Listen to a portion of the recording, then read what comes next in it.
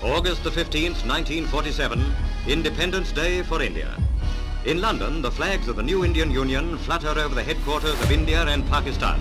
40 million Muslims will live in India, 18 million Hindus in Pakistan.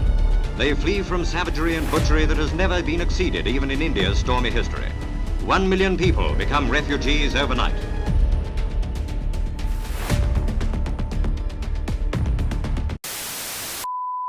What's up my people? तो guys काफ़ी लोगों को ये तो पता होगा, हिस्ट्री में भी हमारे बुक्स में भी बताते हैं इंडिया और पाकिस्तान की डिवाइडेशन हो गई, कितना पार्ट है पाकिस्तान में चला गया और कितना पार्ट इंडिया में रह गया, ये तो हमें पता ही है, ठीक है, मैप पर भी देख सकते हैं। पर कुछ चीज़ें हैं जो शायद हमें काफ़ी लोगों को नहीं पता होगा, मुझे भी नहीं पता था। मैंने सोचा क्यों ना इस टॉपिक पर एक वीडियो बनाई जाए। इसमें मेरा कोई ओपिनियन नहीं है, ये हिस्ट्री है। तो गाइज आप मेरे थॉट्स को जज मत करना, ये मेरे थॉट्स नहीं है, आप हेटफुल कमेंट मत करना। मैं सिर्फ ये अवेयरनेस के लिए एक वीडियो बना रहा हूँ। हमें ये तो पता है डिवाइडेशन हुई है, पर ये नहीं पता किस बंदे ने की और किस हिसाब से की, मतलब कितना पार्ट इंडिया में जाएगा, किस हिसाब से मेजरमेंट की, और मतलब नॉर्थ पार्ट पंजाब सिंध यही क्यों डिवाइड किया गया, मतलब कोई और पार्ट क्यों नहीं डिवाइड किया गया। तो मैं अपने ओपिनियन के हिसाब से जो भी मैंने फाइंड आउट किया वो मैं आपके साथ शेयर करने वाला हूं। तो वीडियो स्टार्ट करने से पहले गाइस मैं आपको एक चीज़ बताना चाहता हूं।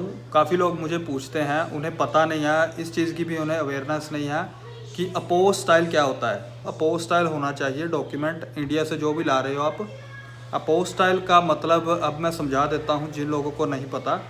अपोज स्टाइल होता है एक इंटरनेशनल नोटरी से कह सकते हैं हम सीधी भाषा में, और अगर ऑफिशियली बात करें तो उसे कहते हैं मिनिस्ट्री ऑफ फॉरेन अफेयर्स की एक स्टैंप होती है, स्टिकर होता है, ऐसा होता है। आप देख लेना, स्क्रीन पर मैं आपको दिखा दूंगा। इंडिया का इस तरह से होता है। बाकी अगर आप पाकिस्तान या बांग्लादेश से हो, आपकी कंट्री का कोई और डिफरेंट वे से हो सकता है, पर इंडिया में इस तरह का है। तो ये क्या प्रूव करता है? ये प्रूव करता है कि ये जो डॉक्यूमेंट है इसे इंटरनेशनली आप यूज़ कर सकते हो ब्राज़ील में आकर भी। तो क्या होता है, अब जब मैं किसी को बताता हूँ तो अपोज स्टाइल वो कंफ्यूज हो जाते हैं क्या होता है, ठीक है। तो अब मेरे हिसाब से आप लोगों को क्लियर हो गया होगा अपोज स्टाइल क्या होता है। इसे करवाना बहुत ज़रूरी है। जो भी आप डॉक्यूमेंट लेकर आओगे ब्राज़ील में इंडिया से, उसे अपोज स्टाइल ज़रूर करवा के लाना, ठीक है गाइस। तो ये एक ज़रूरी मैसेज था, मैंने देना था वीडियो में। और एक और चीज़ गाइज, अगर आप मुझे इंस्टाग्राम पर नहीं फॉलो करते तो इंस्टाग्राम पर फॉलो कर लो, क्योंकि उस पर मैं डेली अपडेट डालता रहता हूँ। ब्राज़ील की छोटी छोटी क्लिप्स वगैरह डालता रहता हूँ अगर कुछ इंटरेस्टिंग मिलता है, जो कि यूट्यूब में नहीं मैं डाल पाता वीडियोज़ में, क्योंकि छोटे छोटे क्लिप्स होते हैं तो वो वीडियो यूट्यूब की थोड़ी लंबी होती है, तो इतनी चीज़ें मैं नहीं डाल पाता। तो आप मुझे इंस्टाग्राम पर फॉलो कीजिए, वहाँ पर मैं डेली अपडेट्स डालता हूँ स्टोरीज़ के थ्रू। तो ठीक है, ये चीज़ आपको बतानी थी, बहुत ज़रूरी, ये बता दी। तो अब स्टार्ट करते हैं वीडियो का मेन कंटेंट स्टार्ट। तो गाइज पहले बात करते हैं हमारे जो बॉर्डर्स हैं इंडिया और पाकिस्तान के। इतने ज़्यादा मतलब हाई सिक्योरिटी वाले हैं और इतने लंबे लंबे बॉर्डर्स हैं, वो स्पेस से भी देखे जा सकते हैं। तो गाइज नियरली 200 साल राज करने के बाद भारत पर ब्रिटिश गवर्नमेंट ने डिसाइड किया इंडिया छोड़ने का। क्योंकि ये ऐसे नहीं डिसाइड हुआ बहुत जल्दी, ये क्या हुआ, जब ये तो आपको पता होगा फ्रीडम मूवमेंट चल रही थी। एक और रीज़न उन्होंने क्यों छोड़ दिया इंडिया, एक तो ये रीज़न था फ्रीडम मूवमेंट चल रही थी, और दूसरा जब वर्ल्ड वार 2 एंड हुआ था तो ब्रिटिश गवर्नमेंट बहुत ही ज़्यादा डेप्ट में थी, बहुत ज़्यादा कर्जाई थी, तो वो अब इस कॉलोनी को होल्ड नहीं कर पाई।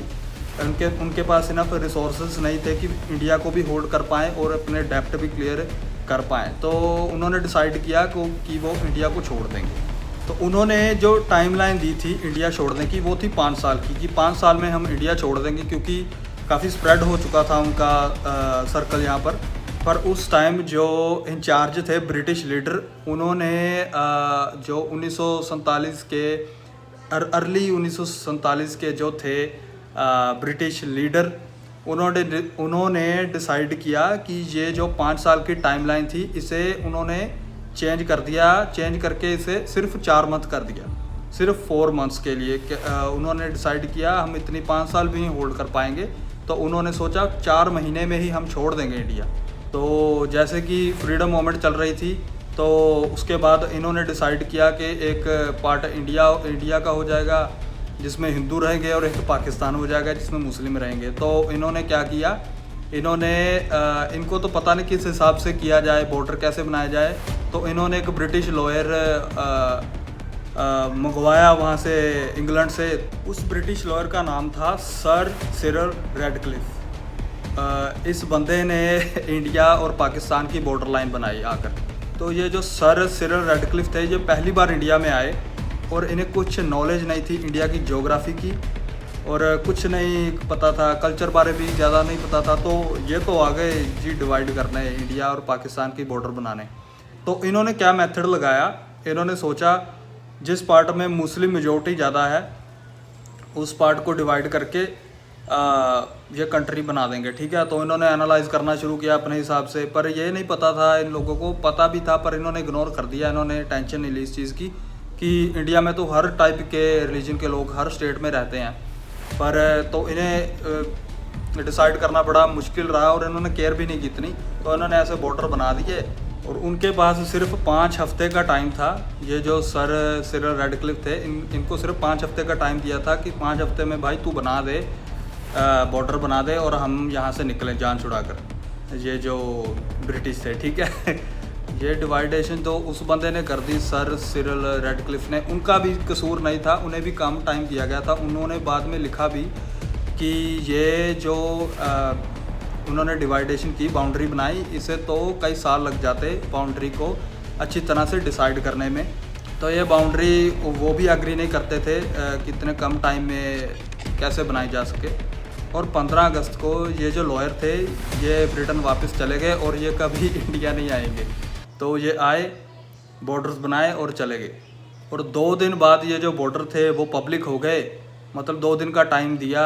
पाकिस्तान जाना चाहते हैं मुस्लिम वो पाकिस्तान जा सकते हैं, और जिन्हें इंडिया में वापस आना है हिंदू या सिख वो वापस आ सकते हैं इंडिया में। तो 2 दिन का टाइम दिया गया सिर्फ। और इस टाइम में 15 करोड़ लोगों को अपना घर छोड़कर इधर उधर जाना पड़ा, चेंज करनी पड़ी लोकेशन। इंडिया लोगों को पाकिस्तान जाना पड़ा और पाकिस्तान लोगों को इंडिया आना पड़ा। तो अपनी सारी चीज़ें बिलोंगिंग्स छोड़ कर चले गए, मतलब इतना ज़्यादा टाइम ख़राब था। 2 दिन दिए थे बस, और बहुत कम टाइमलाइन होने के कारण, 2 दिन होने के कारण बहुत ज़्यादा राइट्स हुए, सेक्सुअल वायलेंस हुई बहुत ही।